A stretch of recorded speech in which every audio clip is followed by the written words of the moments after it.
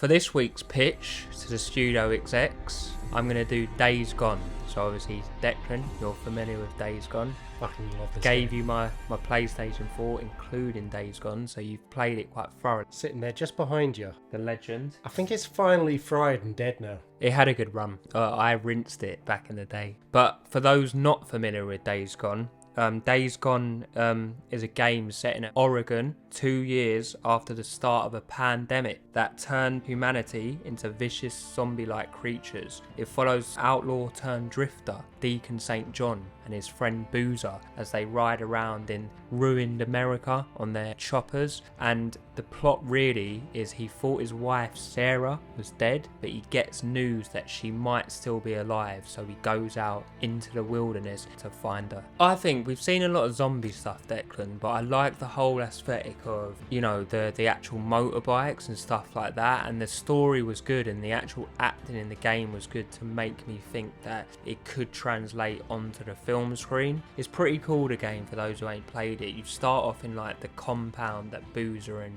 John St. Deacon have set up, where they're in like a fenced off area, and it's like they got a little tower where their base of operations are, and you can do work on your bike, you can like drive around to other towns, and the game's pretty good as in the fact that you drive around for a little bit and you got to refuel and do stuff like that, so you have to go back to your home base to refuel to go out again, and it's all these little elements that are really cool. It's also an open world game, so the world is already really immersive. There's a lot of different factions and storylines. There's a lot of different sort of camps or survivalist groups you can side with or go with. There's some really evil, psychotic, semi-religious, fanatical groups that rise up. Also the fact that it's a zombie movie, but it's a zombie virus that infects everything. So there is zombie dogs, there is zombie bears, there is probably zombie eagles. You know, in the game it's limited because there's only so many different villainous characters you can come into contact with. But in theory, in the movie, virtually every single animal in the wild, or human or pet or whatever, could theoretically turn into a zombie. Most of the game is a homage, a man and his love for his motorbike more than anything. Like, you can really go into the towns, build up the rep with some of the encampments, and like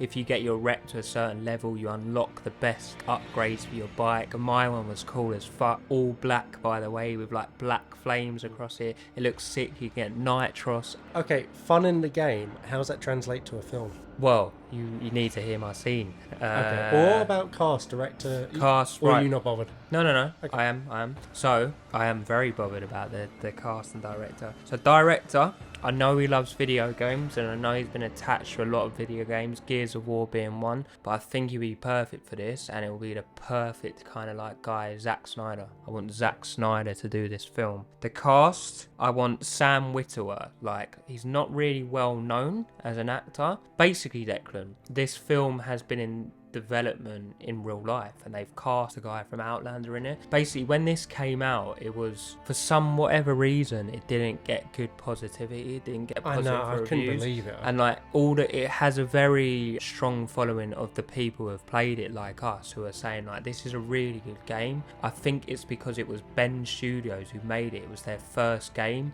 and they're not a big studios, and for whatever reason, maybe the advertising didn't propel it to what it should have been. It's a slight slow burner of a game as well. Maybe that's the reason why it's a slow burner and it's not all action. This guy is who the community want, and they say is the perfect look. He's a really good actor. I looked him up. He looks perfect for Deacon. As Boozer, Deacon's best friend, Tom Hardy, shaved head, like he'd be perfect for it, like in with an American accent. And for Sarah, who we see in flashbacks, but we meet her later on in the game, I'd have Erin Moriarty, so she plays the star. Have you seen The Boys, the really fit blonde chick? Yeah, I'd have her as Sarah. Oh, yeah, that's a good choice. Yeah, it's a good choice. So my scene, so you ready, studio exec? Get your cigar out the mouth and listen to me, sir.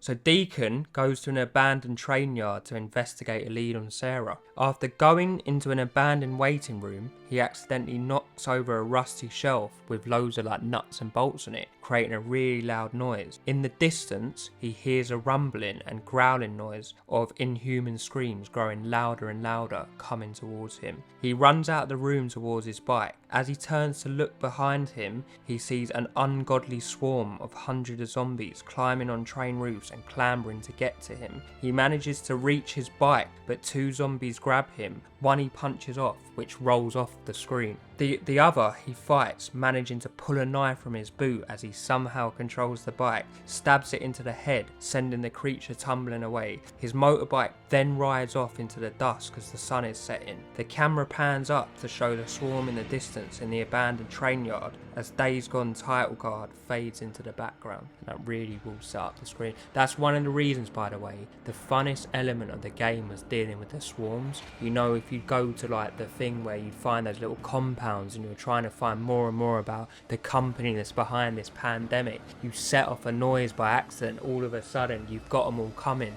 And when you start the game deck and you don't have good weapons, so you're basically fucked. The whole swarm is what really makes this game, sets this game out than the rest, because you'd have literally hundreds and hundreds running after you. Sometimes thousands. Yeah, I remember like on the footage of this game coming out, the swarm, they showed it in development and I was really excited. So the whole swarm element of it would be great, and with the recent pandemic and all that conspiracy, I think it would be a really good film in this day and age. So yeah, I'm going for Days Gone. So I'm going for Dead Space. So I wanted to keep it in the same vein like another survivalist type film. So first of all, directors, I've got two options. Number one choice, John Carpenter. Now, I say I've got two options because realistically John Carpenter is a long shot. Firstly, he's basically retired and he's been retired for a long time. He shouldn't even really be an option. The only reason I'm selecting him as my first choice is because he has said on record that the one film he would consider coming out of retirement for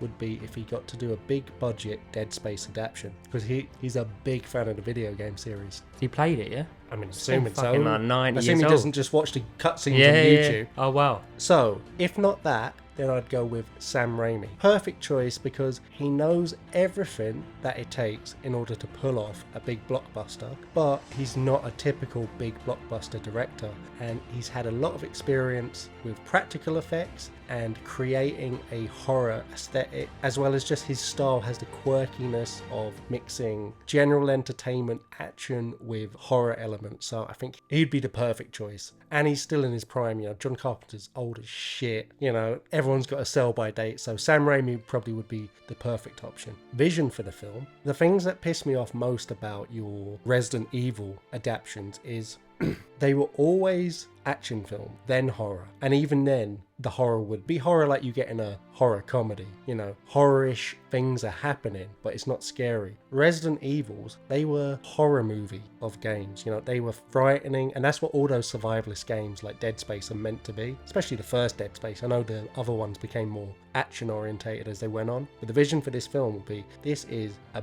big blockbuster horror movie. It's isolated, you're not chopping through thousands of demons with machine guns in one go. It's trying to survive throughout the film. That is the tone of it. I want this to be scary first, action a very far second. Cast, don't give a fuck. There's only one guy in it. Yeah, there's one guy, he doesn't speak. You know, there's other sort Yeah. of characters, but really, like, the cast is second nearly to the film. The film is more important, you know. It's like Harrison Ford in Blade Runner. Harrison Ford's great, but he's sort of nearly a reason to point the camera at things at times, you know what I mean? It just doesn't, nothing jumps out at me that much. What I'm more interested in is the special effects team. Amalgamated Dynamics is a special effects company who deal primarily with practical effects, and they've worked on all sorts of great films that we love, like Starship Troopers, the original Mortal Kombat, Spider-Man 2, Aliens vs Predator, Jurassic World Fallen Kingdom. Think of any time there's a practical effect in any one of those films and they were responsible for it. That is some high quality shit. But most importantly, the awful The Thing prequel that came out in the 2010s. Terrible movie, awful CGI. Completely goes against the spirit of the original films and anyone that's a fan of them. But originally, they actually went to a lot of trouble, hired Amalgamated Dynamics to make these incredible practical effects, filmed the incredible practical effects. Studios bottled it at the last minute, threw over a load of cheap, tacky, rushed CGI at the last second. But when you watch behind the scenes footage of all these practical effects that they created, it is just astonishing. And if you pumped them up with a really big budget, threw them at a Dead Space film, really let them get creative.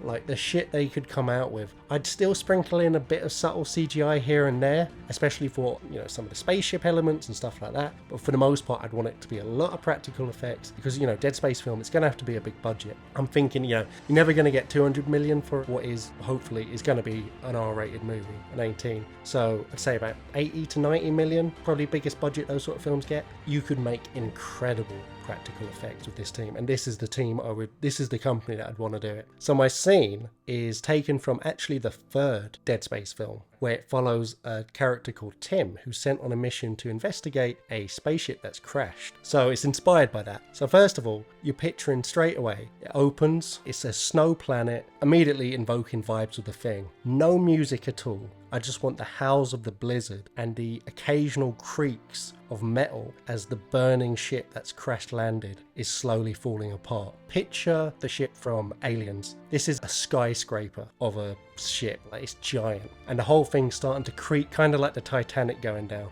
As he approaches it, he gets closer and closer. He finds a big rip in the side of the spaceship that he can enter through. Inside, there's occasional corridors that still have working lights, but most of it's pitch black. Occasionally there's an area that's still on fire, so that lights up, but for the most part he's just walking through pitch black with his little flashlight. He's walking down the corridor. As he goes in further to the spaceship, his communications with his own ship and team that is in orbit starts to fizzle out, and he loses signal. So he's by himself. He goes in further, and as the howls of the blizzard outside start to fade away, they blend into what sound like screams from inside. As he goes in further, he realizes it's unmistakable, it's definitely a woman screaming. So he starts rushing along, goes further and further into the spaceship until he finds a room where he realizes it's an audio message that's playing, that someone's recorded. They were trying to send out a distress signal, but there's a big red flashing beacon above saying no signal, so the message didn't send. He listens to the woman screaming and complaining. He's trying to make her out, but she's becoming less and less incomprehensible. And then all of a sudden her screaming starts becoming less scared and more like a maniacal laugh, comes louder and louder and louder until it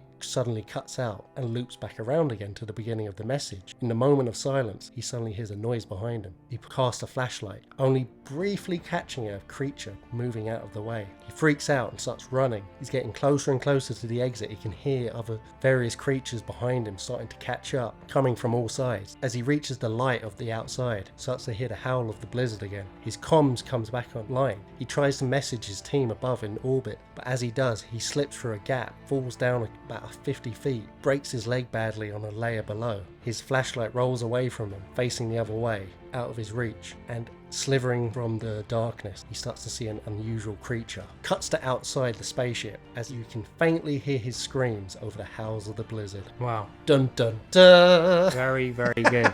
I would definitely say yes to that. Yeah? 100%. So how are we going to do this? Because this is a new format. I think leave it up to the viewers. Yeah, the viewers decide. Maybe do a little poll on YouTube or Instagram it's during going to the be week. called Studio Battles or something like that. So only one can win. We'll say that every Studio week. Battles, only one can win, and we say to the audience each week you'll vote on our pitch, and you need to decide via the poll who wins this week's Studio Battle pitch. Bang. And then unfortunately, I think you might win because your scene was much better than mine. Don't know, man. Days but gone. We'll see. Days gone. Pretty good. Yeah, so the format is Studio Pitch Battles. All right. And let's also work on a better title. Yeah, we will.